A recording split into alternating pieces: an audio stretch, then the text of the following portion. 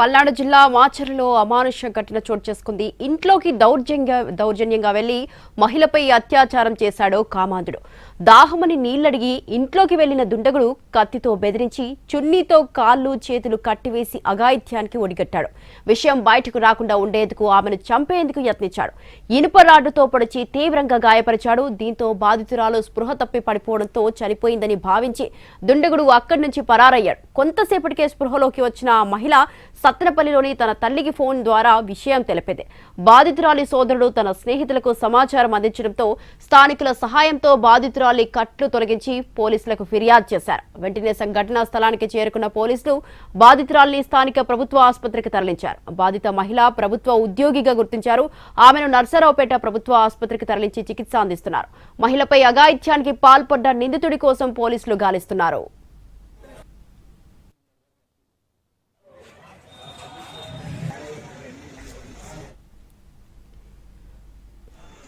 పల్నాడు జిల్లా మాచర్లలో జరిగిన అత్యాచార ఘటనపై దర్యాప్తు కొనసాగుతోంది. నిందితుడి కోసం 4 ప్రత్యేక బృందాలతో పోలీసులు విస్తృతంగా గాలింపు చేపట్టాయి. మాచర్లలో బాధితురాలి ఇంటి సమీపంలో సీసీ కెమెరా ఆధారంగా నిందితుడిని పట్టుకునే పనిలో పడ్డారు. మరిన్ని వివరాలు మా ప్రతినిధి రామారావు అందిస్తారు. పల్నాడు జిల్లాలో సంచలనం సృష్టించిన మహిళా ప్రభుత్వోద్యోగిపై అత్యాచారం ఘటనలో పోలీసులు విచారణ వేగవంతం చేశారు. నిన్న మధ్యాహ్నం సమయంలో మాచర్లలో ఒంటరిగా ఉన్నటువంటి మహిళా ప్రభుత్వోద్యోగి ఇంటికి ఒక గుర్తు తెలియని వ్యక్తి రావడం జరిగింది. దాహంగా ఉంది, మంచినీళ్లు ఇవ్వమంటూ అడిగారు. ఆమె తలుపు తీసిన క్రమంలో ఒకసారిగా ఇంట్లోకి జొరబడి కత్తి చూపెట్టి మహిళపై అత్యాచారానికి పాల్పడ్డారు. ఆ తర్వాత ఆమెను తీవ్రంగా గాయపరిచినటువంటి పరిస్థితి ఉంది. సో దీంతో ఆమె అపస్మారక స్థితిలోకి వెళ్ళిపోయింది. ఈ ఘటనకు సంబంధించి పోలీసులకు సమాచారం రాగానే వెంటనే ఆ మహిళను ప్రభుత్వ ఆసుపత్రికి తరలించారు. అలాగే అక్కడి నుంచి నరసరావుపేట ప్రభుత్వ ఆసుపత్రికి తరలించారు. అక్కడి నుంచి మరింత మెరుగైన చికిత్స కోసం గుంటూరు ప్రభుత్వ ఆసుపత్రికి తరలించడం జరిగింది.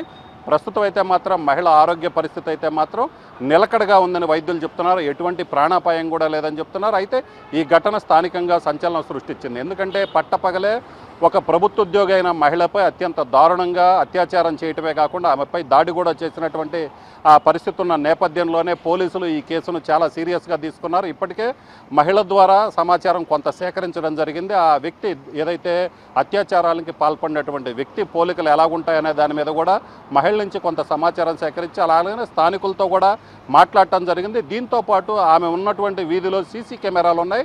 సో ఈ సీసీ కెమెరాలకు సంబంధించినటువంటి ఫుటేజ్ను కూడా ఇప్పటికే పోలీసులు సేకరించడం జరిగింది. ఆ మహిళ ఉంటున్న ఇంటితో పాటు రైల్వే స్టేషన్ సమీపంలో ఉన్నటువంటి సీసీ కెమెరా ఫుటేజ్లను కూడా ఇప్పటికే పోలీసులు స్వాధీనం చేసుకోవడం జరిగింది. స్వాధీనం చేసుకున్న పోలీసులు సీసీ ఫుటేజ్ను కూడా పరిశీలిస్తున్నారు. అయితే కొంత అనుమానిత వ్యక్తులు ఎవరైతే ఉన్నారో వాళ్ళ సీసీ ఫుటేజ్ని ఆ మహిళకు చూపించడం జరిగింది. దీనికి సంబంధించి ఇంకా పూర్తి స్థాయిలో మరింత లోతుగా విచారణ చేస్తున్నారు.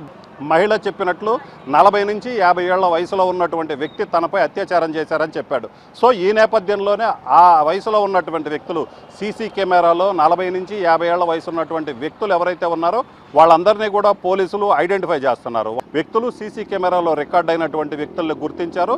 ఆ గుర్తించినటువంటి వ్యక్తులు ఎవరైతే ఉన్నారో వాళ్ళని మహిళకు చూపెట్టిన తర్వాత ఆ మహిళ గుర్తుపెడితే అప్పుడు ఈ కేసులో కొంత పురోగతి అయితే వచ్చే అవకాశం ఉంది. మహిళ మీద అత్యంత దారుణంగా అత్యాచారం జరగటం అయితే మాత్రం పోలీసు వర్గాలు చాలా సీరియస్గా తీసుకున్న ఈ ఘటనకు సంబంధించి వీలైనంత త్వరగా నిందితుడిని అరెస్ట్ చేస్తామని కూడా పోలీసులు చెప్తున్నారు. కెమెరామెన్ నాగరాజ్తో రామారావు, ఎన్టీవీ, గుంటూరు జిల్లా.